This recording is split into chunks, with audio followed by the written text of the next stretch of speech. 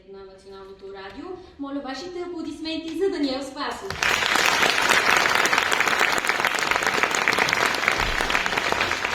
Диригентът на Оркестъра за народна музика на радиото, композитор и аранжор, доцент доктор Димитър Христов.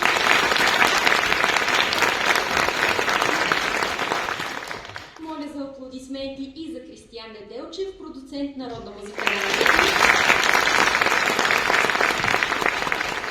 Хоровият диригент и член на Обществения съвет на радиото, доктор Ваня Монева.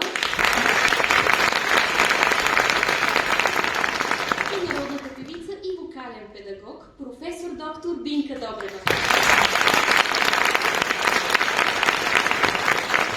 Тук е мястото да благодарим и на шопския певец Митко Митев, който също е сред нас.